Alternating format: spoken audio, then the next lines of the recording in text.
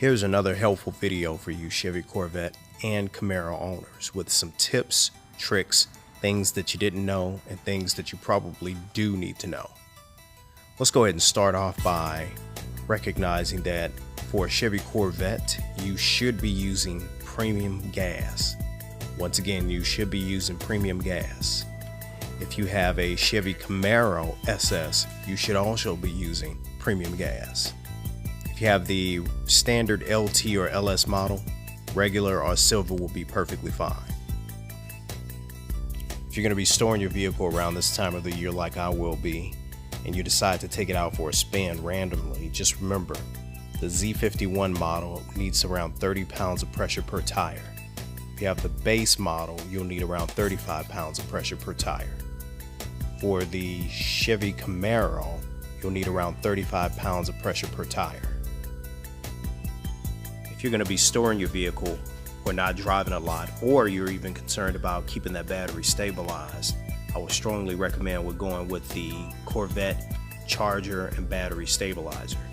How it works is it's actually a plug-in that you plug in the very back of the vehicle, which looks like a cigarette lighter outlet, in the bottom right-hand backhand side of the vehicle on the passenger side.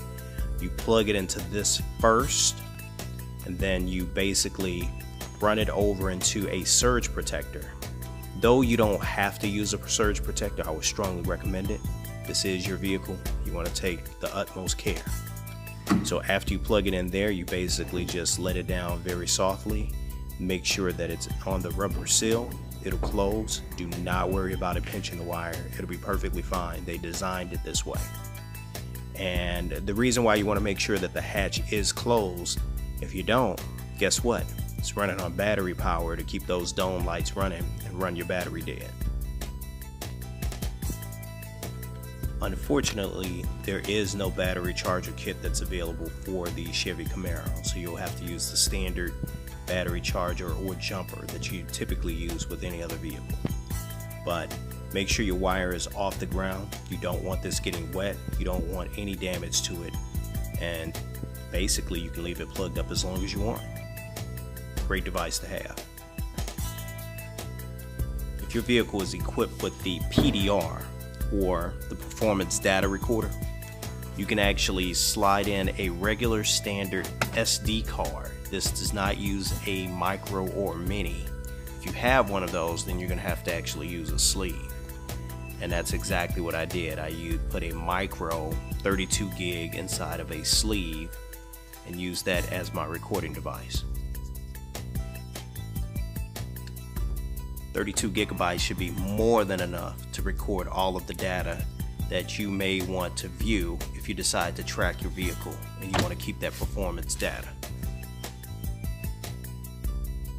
If you have the 2LT or the 3LT, you will have driver seat and steering wheel recall positions available. What you basically do is you hold down the button and the steering wheel and the seating goes back to the original setting that you have set up for it.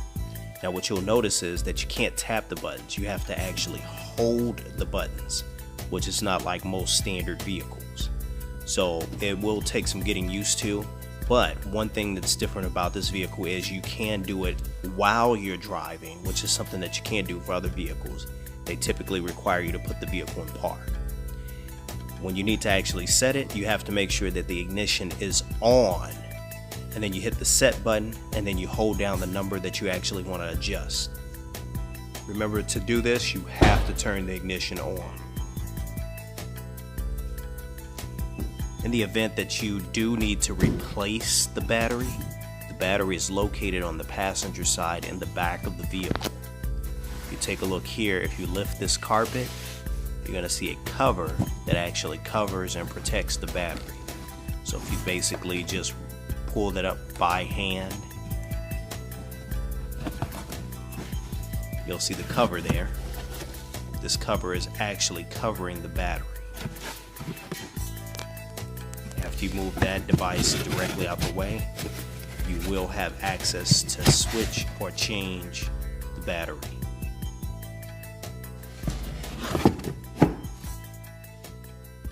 In the event that your battery goes dead and you need a jump, you will not jump the vehicle from the hatch area on the battery. What you'll do instead is go under the hood. The hood latch is under the dash, tucked deeply under there.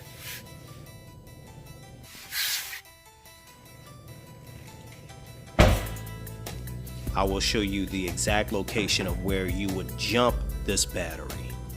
Again, you will not jump it from the hatchback area. Do not do that.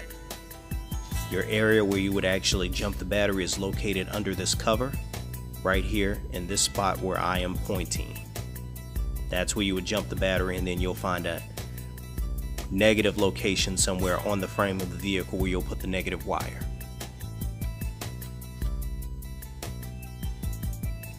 A lot of vehicles have these backup sensors that detect how close you're getting to objects, and it gives you beeping sounds. Corvette does not have backup sensors.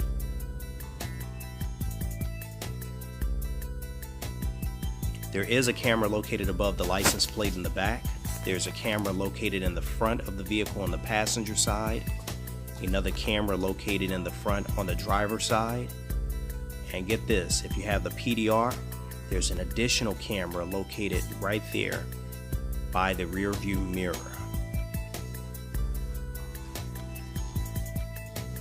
So I wanted to take time to show you a mod that I did to my Corvette and my Camaro. It's called the Wendell Valet. It's primarily marketed for the Corvette, but it works on any 2010 to 2015 Chevy Camaro RS, LS, LT, or SS. This device basically just plugs into your OBD interface.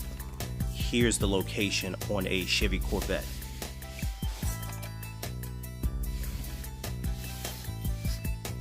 Just plug and play.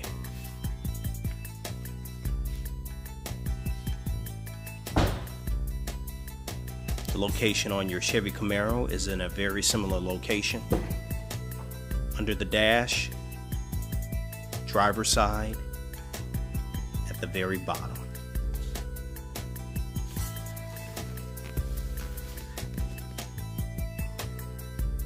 Once again, the device itself is plug and play. All you do is pop it in and everything starts working immediately. This device allows you to use your key remote to let the windows down. You do 3 clicks with the unlock button, windows let down. You can also use the lock button 3 times, the windows let back up. Very cool. You can also do unlock, unlock, lock, and that also lets the window back up. If you wait a second and press the lock button again, the windows will vent. How cool is that? And then you can just do the lock button 3 times and that lets the window all the way up. The Chevy Camaro is the exact same way.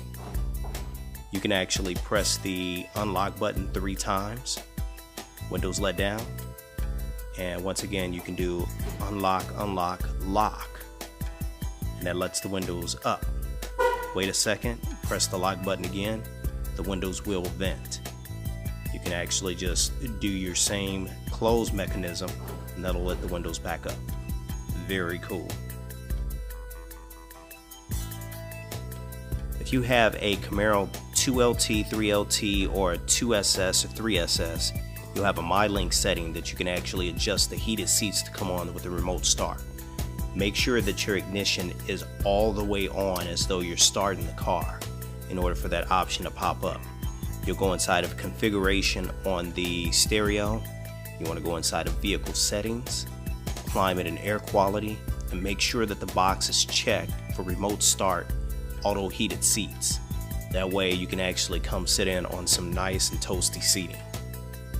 Thanks for tuning in. Make sure you subscribe and share this video.